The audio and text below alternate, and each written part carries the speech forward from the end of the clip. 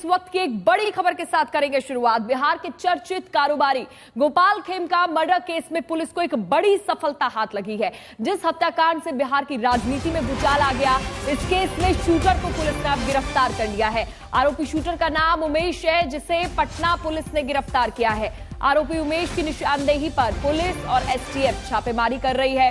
छापेमारी में गंगा किनारे से हथियार बरामद हुए हैं। पटना के उदयगिरी अपार्टमेंट पर भी छापा पड़ा। पटना में दिन दहाड़े घर के सामने कारोबारी और बीजेपी नेता गोपाल खेमका की हत्या हुई थी और अब इसी केस में एक बड़ी सफलता पुलिस को हाथ लगी है। हमारी चल रही है मैम थोड़ा सा ब्रीफ कर दिया जाए। थोड़ा सा कम करते हैं। यहाँ से कितने लोग हिरासत में लिए गए? डिटेंशन किया गया। विजय और कितने लोग हैं? कितने लोग हैं इसमें? पकड़ा गया ना, शूटर मैम पकड़ा गया, शूटर पकड़ा गया है। शशि हमारे सहयोगी ज्यादा जानकारी के लिए जुड़ गए हैं। शशि, देखिए, पुलिस को एक बड़ी सफलता गोपाल खेमका केस में हाथ लगी है। एक शूटर की गिरफ्तारी हुई है, उससे क्या कुछ आगे जांच पड़ताल हुई है? देखिए, उमेश जिस शख्स का नाम आ रहा है, जिसको शूटर बताया जा रहा है, उसकी गिरफ्तारी कल ही हो गई थी, लेकिन पटना पुलिस ने अब तक आधिकारिक तौर पर पुष्टि नहीं की है। रात को लगातार जो एसआईटी की टीम है, गोपाल खेमका मर्डर केस के लिए जो एसआईटी गठित की गई थी, वो शूटर उमेश को लेकर के अलग अलग ठिकानों पे छापेमारी रात भर करती रही है। इसी कड़ी में पटना का कोतवाली इलाका है, कोतवाली थाना इलाका, वहां उदयगिरी अपार्टमेंट है। उदयगिरी अपार्टमेंट के छठे फ्लोर पे फ्लैट नंबर 601 में भी पुलिस पहुंची थी, एसआईटी की टीम पहुंची थी और वहां भी कई तार जोड़ने की कोशिश की गई है। जो हमारे जानकार सूत्र हैं, उनके मुताबिक उमेश को सुपारी दी गई थी गोपाल खेमका के मर्डर की, और 24 जून को उमेश जो है वो दिल्ली से पटना पहुंचा था और इसी काम के लिए पहुंचा था और पूरी उसने तैयारी की थी, पूरी रेकी की थी। पैसा उसको मिलना था, कुछ एडवांस दिया गया इस पूरे कॉन्ट्रैक्ट किलिंग के लिए और फिर बाकी की रकम उसको दी जानी थी। लेकिन जो सबसे अहम बात है पूजा, वो ये कि इस पूरे प्रकरण में जब उदयगिरी अपार्टमेंट में कल रात एसआईटी की टीम ने दबिश दी, वहां छापेमारी की, फ्लैट का ताला तोड़ा गया, तो इस पूरे प्रकरण में एक और कारोबारी का ही नाम सामने आ रहा है। अशोक साव बताए जा रहे हैं, कारोबारी हैं, उनका ही फ्लैट है और वहीं पर जो छिपा बैठा था ये पूरा नेटवर्क में शामिल जो तमाम अपराधी हैं, और 3 लोगों की गिरफ्तारी की खबर कल जो सोर्सेज हैं वो बता रहे थे। आज किसी भी वक्त पटना एसएसपी इस पूरे मामले का उद्भेदन कर सकते हैं, खुलासा कर सकते हैं। एसआईटी के अधिकारी भी उसमें मौजूद रहेंगे। इंतजार ये है कि पुलिस जब खुलासा करेगी तो कौन कौन से एंगल इसमें सामने आएंगे। लेकिन उमेश की गिरफ्तारी जो है वो बड़ा जैकपॉट है पटना पुलिस के लिए, एसआईटी के लिए। बिल्कुल शशि, जब उमेश से पूछताछ होगी तो ये भी माना जा सकता है काफी ज्यादा हद तक पिक्चर क्लियर हो सकती है। आप हमारे साथ बने रहिए, लौटूंगे आपके पास। तो बिहार में एक के बाद एक हत्याओं से सुशासन बाबू पर सवाल उठ रहे हैं। बिहार की कानून व्यवस्था पर प्रश्न उठाने वालों में प्रतिपक्ष के नेता तो है ही, साथ ही एनडीए के सहयोगी भी अब नीतीश कुमार की आलोचना कर रहे हैं। आज कौन सुरक्षित है बिहार में? ना डॉक्टर सुरक्षित है, ना इंजीनियर सुरक्षित है, ना कारोबारी सुरक्षित है, ना किसान की बेटी सुरक्षित है, ना किसान सुरक्षित है, ना मुखिया सुरक्षित है, ना भाजपा के नेता हो या और कोई दल के नेता हो, कोई सुरक्षित नहीं है। लगातार हत्या हो रही है, पुलिस खुद सुरक्षित नहीं है, पुलिस का एनकाउंटर हो रहा है। आखिर इस राज्य में सुरक्षित कौन है? भयावह स्थिति है।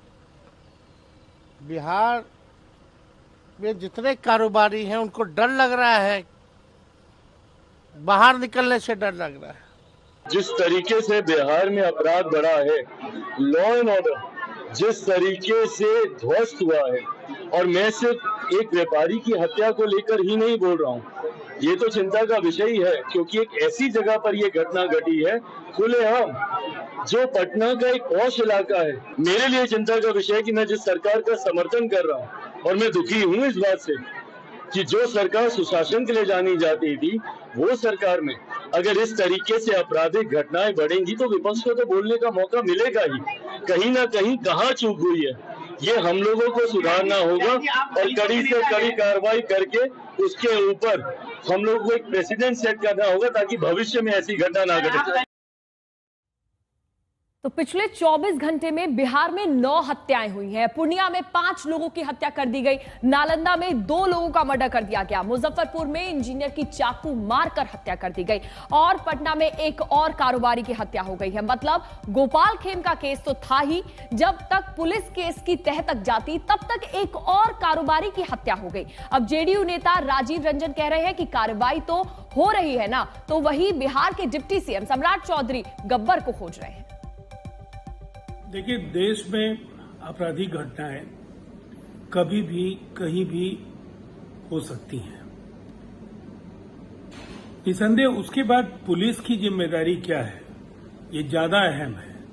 और बिहार में घटनाएं अगर घटती हैं तो निसंदेह पुलिस का जो ट्रैक रिकॉर्ड है, गिरफ्तारियों का सवाल हो, अनुसंधान की गुणवत्ता का सवाल हो, उनके खिलाफ जल्द से जल्द कार्रवाई सुनिश्चित करने का सवाल हो। बिहार सरकार ने जो पिछले 20 वर्षों में एक मशीनरी विकसित की और स्वयं मुख्यमंत्री नीतीश कुमार जी ने इसकी मॉनिटरिंग की और हर घटना को पुलिस मुख्यालय ने एक चुनौती के तौर पर लिया है।